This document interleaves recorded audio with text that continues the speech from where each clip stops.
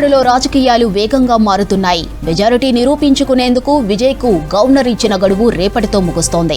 దీంతో మ్యాజిక్ ఫిగర్కు అవసరమైన 6 సభ్యుల మద్దతు కోసం ప్రయత్నాలు ముమ్మరం చేసింది టీవీకే పార్టీ. ఇవాళ మరోసారి టీవీకే ఎమ్మెల్యేలతో సమావేశం కానున్నారు విజయ్.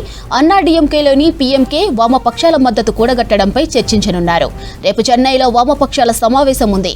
ఈ సమావేశంలో టీవీకేకు మద్దతుపై కీలక నిర్ణయం తీసుకునే అవకాశం ఉంది. ఇక ఇప్పటికే ప్రభుత్వ ఏర్పాటును అడ్డుకోమని ప్రకటించారు డీఎంకే చీఫ్ స్టాలిన్. మళ్లీ ఎన్నికలకు వెళ్లాలన్న ఉద్దేశం లేదన్నారు. మరోవైపు టీవీకేకు మద్దతు ఇయ్యమని ప్రకటించింది అన్నాడీఎంకే.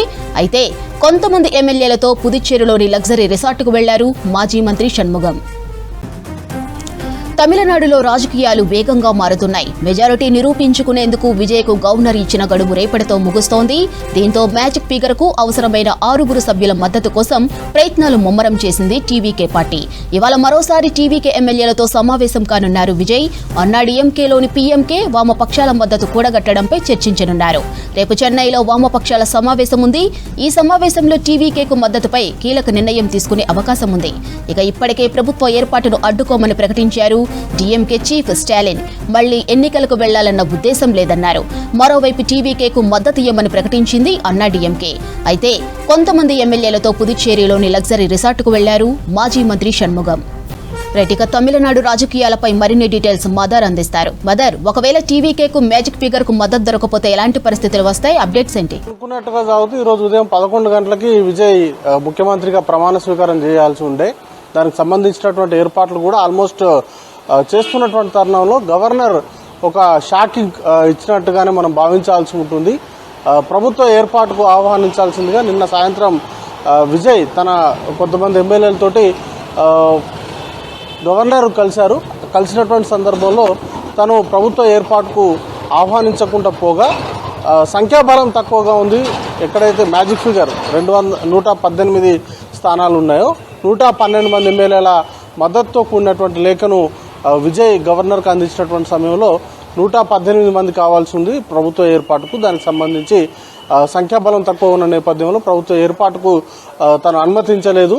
దాంతో తను లోక్ భవన్ నుంచి బయటకు వచ్చారు. ఆ తర్వాత పార్టీకి సంబంధించినటువంటి కీలక నేతలతో సమావేశాన్ని నిర్వహించారు. ఆ తర్వాత మరొకసారి గవర్నర్ తోటి పార్టీకి సంబంధించిన కీలక నేత అదవ్ అర్జున్ భేటీ అయ్యారు. ఆ సందర్భంలో కూడా గవర్నర్ నుంచి నాట్ అనేది కూడా రాలేదు. దాంతో ఇప్పుడు ఏం చేయాలి? ప్రభుత్వ ఏర్పాటుకు సంబంధించి ఇప్పటికే కాంగ్రెస్ పార్టీకి సంబంధించిన మద్దతును టీవీకే తీసుకుంది. ఇక మిగతా పార్టీలకు సంబంధించినటువంటి మద్దతుకు సంబంధించి ప్రయత్నాలు అనేది కూడా చేస్తూ ఉంది. వామపక్షాలకు సంబంధించినటువంటి మద్దతుకు సంబంధించి ఇప్పటికే వామపక్షాలు ఒక నిర్ణయం తీసుకున్నారు. వారు ఇండియా కూటమికి సంబంధించినటువంటి కీలక డీఎంకే తోటి తాము ఉంటాము, ఎట్టి పరిస్థితుల్లో విజయ్కి మద్దతు ఇచ్చేది లేదంటూ కూడా గతంలోనే వారు నిన్న ప్రకటించారు.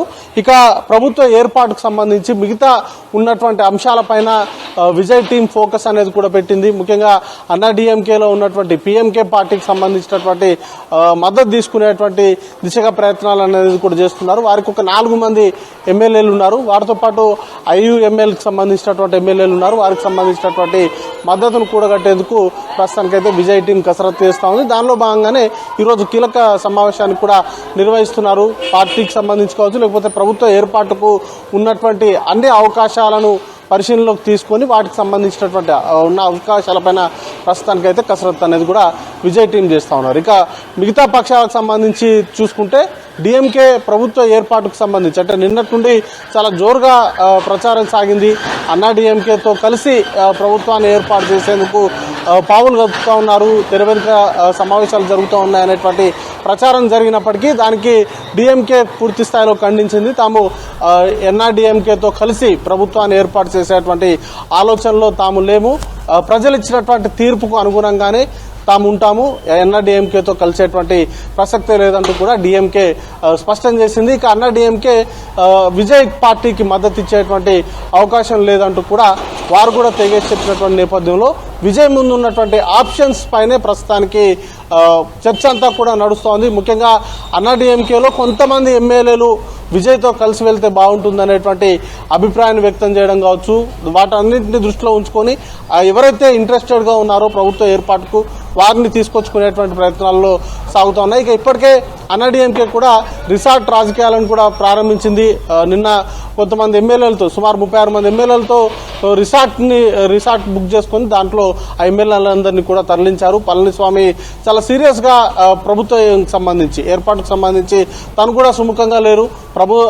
టీవీకేతో కలిసి వెళ్లేందుకు తను కూడా ముందుకు రాకపోవడంతో ప్రభుత్వ ఏర్పాటు పైన ప్రస్తుతం అనిశ్చిత అనేది కూడా కొనసాగుతూ ఉంది. తమిళనాడు ప్రజలు ఇచ్చినటువంటి తీర్పుకు సంబంధించి ఏ పార్టీకి స్పష్టమైనటువంటి మెజార్టీ రాకపోవడంతో ప్రస్తుతం ఈ పరిస్థితులు అయితే నెలకొని ఉన్నాయి. విజయ్ ముందున్నటువంటి ఆప్షన్స్ అయితే చాలా లిమిటెడ్ గానే ఉన్నాయి. ఎందుకంటే చాలా చిన్న పార్టీలు 1-2 స్థానాలకు మించి ఎక్కువ స్థానాలు గెలవలేదు. ఆ గెలిచినటువంటి పార్టీలు కూడా విజయ్తో కలిసి వెళ్లేందుకు ముందుకు రాకపోవడంతో ప్రస్తుతానికి ప్రభుత్వ ఏర్పాటు పైనే సందిగ్ధత అనేది కూడా కొనసాగుతూ ఉంది. కాంగ్రెస్ పార్టీ డిఎంకేతో ఉన్నటువంటి పొత్తును తెంచుకొని మరీ బయటకు వచ్చింది. ఎన్నికల వరకు మాత్రమే తాము పొట్టు పెట్టుకున్నాం, ఆ తర్వాత పొత్తు అనేది లేదు అంటూ కూడా ఇప్పటికే కాంగ్రెస్ పార్టీ స్పష్టం చేసింది. టీవీకేతో కలిసి ప్రభుత్వ ఏర్పాటు కోసమైనటువంటి మద్దతును తాము ఇస్తామంటూ కూడా ప్రకటించిన నేపథ్యంలో ఇక చిన్న పార్టీలకు సంబంధించినటువంటి మద్దతు అనేది కూడా చాలా అవసరం. వారికి సంబంధించినటువంటి ప్రయత్నాల్లోనే ప్రస్తుతం విజయ్ టీం సీరియస్ గా వర్కౌట్ అనేది కూడా చేస్తున్నట్టుగా కనిపిస్తా ఉంది. ఇక డిఎంకే కావచ్చు, అన్నాడీఎంకే కావచ్చు, 2 పార్టీలు కూడా మద్దతు ఇచ్చేది లేదన్న నేపథ్యంలో ఇంకా సస్పెన్స్ అయితే కొనసాగుతోంది. అయితే గతంలో గవర్నర్ వ్యవహార శైలి పైన ప్రస్తుతానికి రాజకీయ వర్గాల్లో చర్చ అనేది కూడా నడుస్తూ ఉంది. ఎందుకంటే గతంలో గోవాలో ప్రభుత్వం ఏర్పాటు చేసేటువంటి సందర్భంలో పారికార్ ప్రభుత్వం మనోహర్ పారికార్ ప్రభుత్వాన్ని ఏర్పాటు చేసేటువంటి సందర్భంలో పార్టీకి స్పష్టమైనటువంటి మెజార్టీ లేదు. అప్పుడు సింగిల్ లార్జెస్ట్ పార్టీగా కాంగ్రెస్ పార్టీ అవతరించింది. 17 స్థానాలు కాంగ్రెస్ పార్టీ గెలిచింది, 13 స్థానాలు బీజేపీ పార్టీ గెలిచింది. అయినప్పటికీ కూడా పారికార్ తోటి ప్రమాణ స్వీకారం అనేది కూడా చేయించారు. ఆ తర్వాత కర్ణాటకలో కూడా బీజేపీని ప్రభుత్వ ఏర్పాటుకు సింగిల్ లార్జెస్ట్ పార్టీగా అవతరిస్తే ప్రభుత్వ ఏర్పాటుకు సంఖ్యాబలం లేకపోయినప్పటికీ కూడా గవర్నర్ ప్రభుత్వ ఏర్పాటుకు ఆహ్వానించినటువంటి దాఖలాలు ఉన్నాయి. కానీ ఇక్కడ తమిళనాడులో మాత్రం అట్లాంటి సినారియో లేదు. సింగిల్ లార్జెస్ట్ పార్టీగా అవతరించినటువంటి పార్టీని ప్రభుత్వ ఏర్పాటుకు ఆహ్వానించాల్సి ఉంటుంది. కానీ ఇక్కడ గవర్నర్ మాత్రం సంఖ్యాబలం ప్రమాణ స్వీకారానికంటే ముందే సంఖ్యాబలాన్ని చూపిస్తేనే తాము ప్రమాణ స్వీకారానికి అనుమతిస్తానంటూ కూడా తాను చెప్పడం పట్ల ఇప్పుడు రాజకీయ వర్గాలు గతంలో బీజేపీ పాలిత రాష్ట్రాలు కావచ్చు, లేకపోతే బీజేపీ అధికారంలో చేపట్టాలనుకునే రాష్ట్రాల్లో మాత్రం గవర్నర్లు ఒక రకంగా వ్యవహరిస్తున్నారు.